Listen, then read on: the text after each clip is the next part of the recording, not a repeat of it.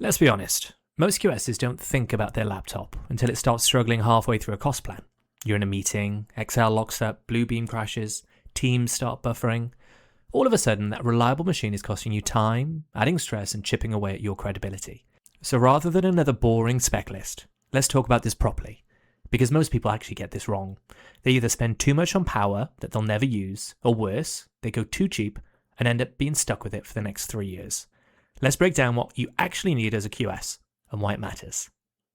Let's look at the biggest mistake people make first. They tend to buy based on brand, not performance. You may hear things like, it's an Apple, so it must be good, or it was on offer. But the reality is, a bad CPU or low RAM will kill your productivity every single day. Here's what you actually need a laptop for in most days. You might have 10 Excel spreadsheets open. You might have PDFs and drawings open at the same time. Teams running in the background. You maybe even have Costex, Cato, Bluebeam open, and emails constantly syncing. That's not light work, that's proper multitasking pressure. So, here's the 3 things that you're actually going to focus on, the 3 things that actually matter. Forget everything else, you need to get these right. And that's your RAM, your CPU, and your storage. Firstly, RAM.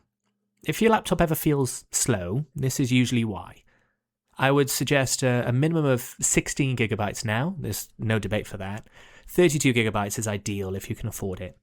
More RAM equals smoother switching, no freezing, no crashes. This is probably the best upgrade per pound that you can make. Secondly, look at your CPU. This is what determines how quickly things happen. Go for an Intel i7 or Ryzen 7 if you can. i5's okay, but you feel the differences over time. If you've ever waited for Excel to calculate or sat there while a file loads, that's the CPU holding you back. Finally, storage. Never buy a laptop without an SSD. 512 gigabytes minimum, but 1 terabyte ideally.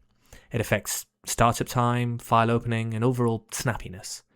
Old HDD laptops feel like they belong in 2008.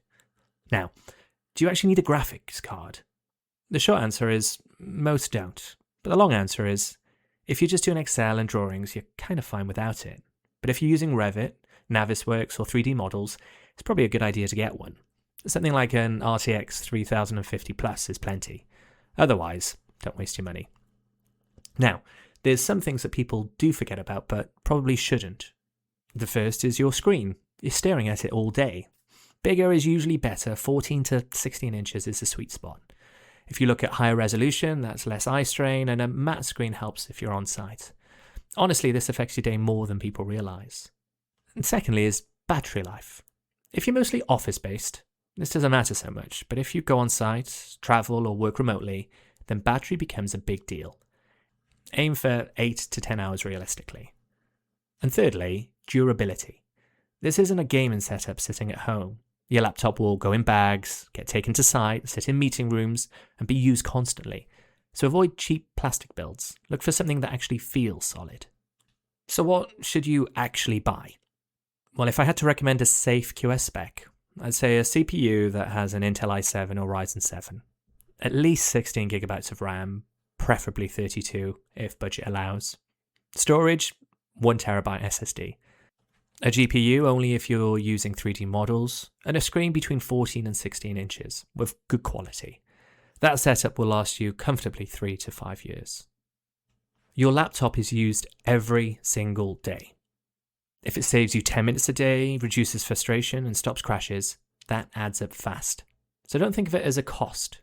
Think of it as a productivity investment. Metroun, a commercial hub to your business.